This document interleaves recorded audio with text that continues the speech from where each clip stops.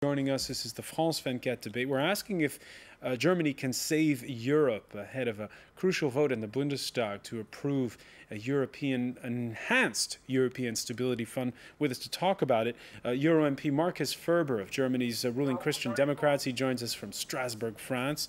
Franziska Brandner of the German Green Party, also a member of the European Parliament. She is in Freiburg. Or is it heading to Freiburg? Because I know you were on a train a short while ago. Yes. Okay. Hello? Yes. And also with us, Stéphane Cossé from the France's centre-right Modem Party and a former senior economist at the IMF, and Mathilde Bouillet of French socialist think tank Terra Nova. Thanks all for being with us. Let's get a sample of what Angela Merkel said earlier in the day in Berlin. This was at a conference of business leaders that she attended in the company of the Greek Prime Minister George Papandreou. We're in a third phase of the crisis, a sovereign debt crisis. This is not a euro crisis, but a debt crisis. Let me put the question to you, Franziska Brandner. Do you agree that this is not a euro crisis? You know, before we went into break, it was said it's just a banking crisis. I don't think it's just a banking crisis. We have unsustainable economies in countries like Greece, Italy. Like, look at the system there. You know, like, even without the euro, probably these countries would be in trouble. So I think, you know, it can't be that easy to say it's just the banks. Certainly there is, one of the reasons. And that's why answers aren't that easy either. It's not just euro bonds. It needs to be much more. And I think, we probably need to go ahead with the European really economic governance, with social integration, and that we won't get out of the crisis in a quick move. All that we can and need to make is to gain time so that we don't lose the euro and our European integration project. Let me get your reaction to this, Stéphane Cossé. Yeah, I think that we are going too far on this Eurobond issue. I think that the Eurobond seems to be the deus ex machina of the euro area right now. Yes, it will help. Fiscal integration would help. But look at Ireland. Ireland is doing... Some say it's too late, that we should already be focusing on recapitalizing the banks. Maybe. So Germany is telling us, well, we do not want the Eurobond, but we want to help the euro area in a different way. Well, let's go ahead with this. And as I was saying, Ireland is showing us that without Eurobond, you can resume growth, you can have more exports. This is extremely positive. Let's look at this positive example and not only at Greece and the failing of the Greek government to go ahead with the adjustment measures so far. Mathilde Bouillet, do you put Ireland in the same basket as Greece, Portugal, and perhaps Spain and Italy? Yes, because they are contingent risks. I don't know, we don't know which could be the channels of contagions, but there is a risk anyway because the financial markets are unpredictable. But I fully agree with him when he speaks about a mix of options. Actually, the first thing that the EU has to do is to implement the 21st July package. Which is what the Germans are voting on Thursday. Yeah, exactly. And to put in place the European Stability Mechanism as soon as possible. It's foreseen in 2013, but it's too late, actually. We need it before the end of the year. And the Eurobonds would be very interesting also. And the EU can underwrite EU bonds with very strict guarantee, because what does the German court want? Guarantee, democratic guarantee. And we can underwrite Eurobonds in the framework of a strengthened stability pact and under strict scrutiny of the European Commission. And we also need actually the involvement of private sector and think of recapitalizing the banks as well, and perhaps of international interventions as well. Japan, US can ensure us that they will support the EU anyway. Let's pick up on that private sector point. The Greek Prime Minister at that business leaders conference in Berlin said the same one that we heard Angela Merkel speaking at, said, yes, we borrowed money we shouldn't have, but hey, who lent it to us? More Greek or Irish or Portuguese or Italian fiscal discipline alone won't end this ongoing crisis. because the sovereign debt crisis has underlined the competitiveness differences between the Eurozone economies. Our differences in economic performance were either hidden in the past, and in the past this allowed us to borrow rather than to become competitive. But today these differences have become a liability and make the cost of borrowing heavily unequal between countries. Markus Ferber, what do you think? Do you agree with George Papandreou? I think it makes it a little bit too easy. I think if we compare Greece with Portugal or Ireland, we have special problems in Greece. So in Portugal and Ireland, we have functioning states, we have functioning governments, we have functioning fiscal administration. All those things we don't find in Greece. And sometimes I have the feeling we are in a state-building process if we speak about Greece. And you can't save or safeguard a country where you have to introduce, firstly, proper institutions which are working properly and are producing what they have to produce in the various areas of politics. And therefore, I think Papandreou is not in the right manner saying but it's something which can be solved easily. In Greece, we need reforms in administration, in education, in a lot of areas. And as well, we have to introduce some areas of growth, and I think that is European responsibility. But only making bailouts or protecting umbrellas is not the solution if Greece is not reforming itself to a country as a country should be in the 21st century. But Markus Ferber, we heard the complaints of Eoin O'Brien of Sinn Féin in part one.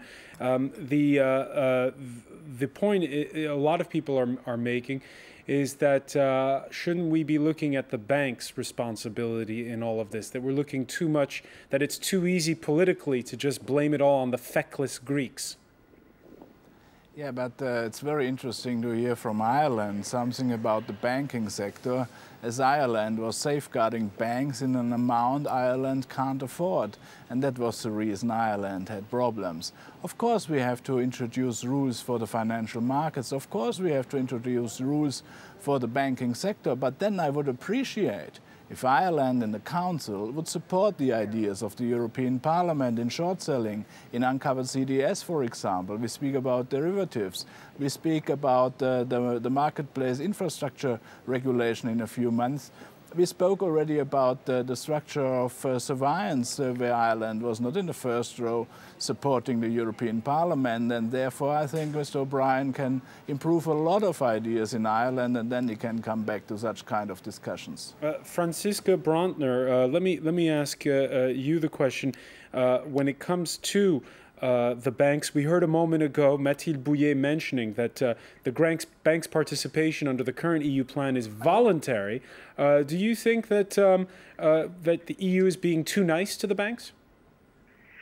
You know, we as the Greens believe that, yes, we have been too nice to the banks, that they need to participate more. And as Markus Ferber just said, we think, you know, especially regulation should be tougher so that we don't get into the same troubles again and again. And that's where we're also lacking. And we're calculating, actually, the participation, you know, in the rescue package. And we find it much lower than what governments have been telling us about. So we think, yes, there needs to be more participation also in order to legitimate it more in the eyes of our own citizens, which will be a difficult task to do. Stéphane Cossé, your thoughts, because we had this discussion last week on this very set. One economist was pointing out that recapitalizing banks will cost 5 times less than bailing out sovereign states. Well, recapitalizing banks is an option, but I believe that when Papandreou is saying, look, we have a responsibility, but banks also have a responsibility and governments have also a responsibility, including in Germany, we should face all of this. Greece has been able to borrow because you had low interest rate, and you had low interest rates thanks to Germany. But Germany also has been able to export to Greece a lot. So it goes all together. And what are you seeing right now? You are seeing that there are less exports in Germany. Why? Because Greece is into crisis. So all of that is integrated. So the responsibility of Greece is also the responsibility of Germany. And because it is integrated, solutions should be found all together. So yes, banks should participate into this, but also the German government should also help Greece in a balanced way. There should be solidarity in one hand, but that and solidarity, on the other hand, should it be voluntary when it comes to the banks, or should the banks be, imposed a limit? I think we're a little bit Jesuitic right now on the it should be voluntary or not voluntary. Well, look at BNP Paribas. BNP Paribas said, well, if you need us to do more, we will do more, because they know that this is their interest to keep the euro area safeguarded from any further crisis. So altogether, we are all linked into that issue. And so voluntary or not, I don't think this is the main issue. The main issue is to go as fast as possible to avoid further contagion. Mathilde Bouillet, do you agree? But actually, as long as there is a risk of bailout, the banks have interest to participate in this package voluntarily. But we have to think of stronger measures, because anyway, this bailout won't be sufficient. The IMF was very optimistic with the first bailout last year, and we have seen what happens actually. Rating agencies continuously increased. So did the banks rating. not do enough? And Greece as well. It's shared responsibility. But the result is that the markets weren't reassured enough. So we have to play on several fields and to propose a combined proposal. Combined package. We asked on the France 24 debate Facebook page, what would you do if you were Angela Merkel? Let me just read to you a couple of the responses, and a lot of them have to do with banks. Andrew wrote, allow Greece to default and bail out the German banks who gave money to Greece. They may get some of their money back that way. I wonder if the French banks would be bailed out by their government, he asked. While Bill from Koala, Poland says, the U.S. did this trick. Too big to fail, but the bankers won, not the taxpayers. No more banker bailouts. Let me get your reaction, Marcus Ferber, to Andrew's suggestion that Greece be allowed to default and the German banks get money back. What do you think of that suggestion? Firstly, I think it was a great step that on 21st July, the banks, the European banks, agreed to take their burden for 21%. And I think it was a first step to give a positive signal to the people in Greece, to the Greece government, that even banks are taking their responsibility. On the other hand, I do not understand what IMF is doing for the moment. So they are asking us to safeguard anything in Greece, in Portugal, in Ireland. On the other hand, they say to the banks, prepare yourself for further debts you will get out of these state bonds. I think that is a policy which is not giving stability to the markets.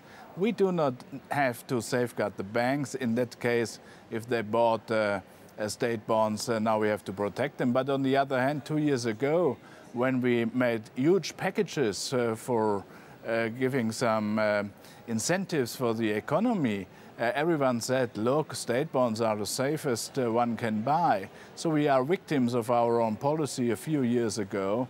And so it's easy to say, let the banks go bankrupt. At the end, that is safe money of the normal people on the street as well, which will be bankrupt by that.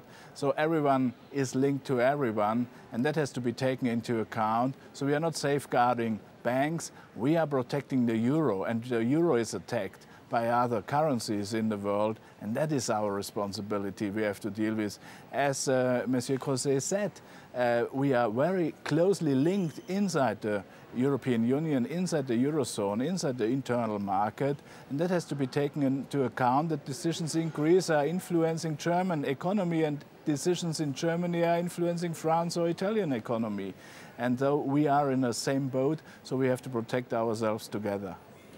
You mentioned the IMF statements. Over the weekend, the new boss of the IMF sounding the alarm in a document distributed to the IMF Steering Committee. Here's what Christine Lagarde had to say. The fund's credibility and hence effectiveness rests on its perceived capacity to cope with worst-case scenarios. Our lending capacity looks comfortable today, but pales in comparison with the potential financing needs of vulnerable countries and crisis bystanders. In other words, Franziska Brantner, don't count on the IMF too much. Do you agree with Markus Ferber that it's simply the euro that's under attack, or is it just that, well, we both have at the same time empty state coffers and banks that need more money? You know, I think the IMF, we shouldn't count on it. We really have to count on ourselves and get us out of the crisis. And I think everybody will have to participate, and we will need solidarity and solidity. And we need to have a solidity that is also socially fair, because we need to have participation of our citizens. And I think that's what we have been talking about a bit, maybe not enough, is that we need the support actually of the citizens in the concerned countries, in our countries, to really share in. It's not just the markets and not just banks, etc. And there I don't see enough progress yet. I still have the impression that the reform cuts, the way they are done, are not the ones that will get enough support in a country like Greece actually to get to a new state.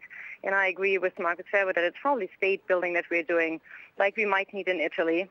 And you need to do it in a socially balanced way. Otherwise, you won't get it for a long time. It will just create unrest, and it will not help us solve the euro. So I think, we're talking a lot about banks and markets, and we're talking a bit too little about citizens. As I said, I don't count on the IMF. I don't count on China. I don't count on the US. I think it really needs to be European citizens participating in this project. Hopefully, I think we need to go ahead and integrate more. Maybe not all in the beginning, but some. And then I think we will get out of this and more independent of the markets than we are now, more independent of banks than we are now, but probably in a better situation to actually, keep our wealth and our, But if you put it for a straight yes/no vote right now, Franziska Brantner, would Germans vote yes or no to Europe having enhanced powers? I think I would say, yes, but it depends always the way you frame it, So that's why I said, you have to put into the framework. And yes, we as Greens, for example, have been advocating for Eurobonds for quite a long time. It's nothing new for us, but we know that in Germany, the Constitutional Court said we need more power to the German Parliament, which we also think is very true, that if you do that, not necessarily a referendum, but certainly already more involvement of the German Parliament. So if you want to get a yes from Germany, we need more democratic participation. And that's something we should not forget. Like the Constitutional Court clearly said, you need more democratic control. And perhaps referendums. Unfortunately, Franziska Brantner, we're going to have to leave it there. But I want to thank you for joining us from Freiburg. I want to thank Markus Ferber for joining us from the European Parliament and here in our studios in Paris. I want to thank both of our guests, Stéphane Cosset, Mathilde Bouillet, for being with us. Thank you for being with us for the France 24 debate. And if you want to know more about those stocks surging in Europe, just don't touch that dial. Marcus Carlson is next with business.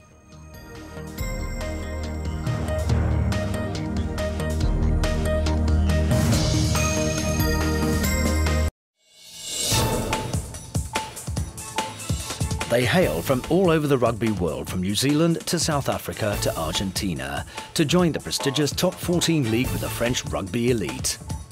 France 24 went to meet these foreign players who've chosen France as their new playing field. Top 14 French Foreign Legion, an exclusive web documentary on France24.com.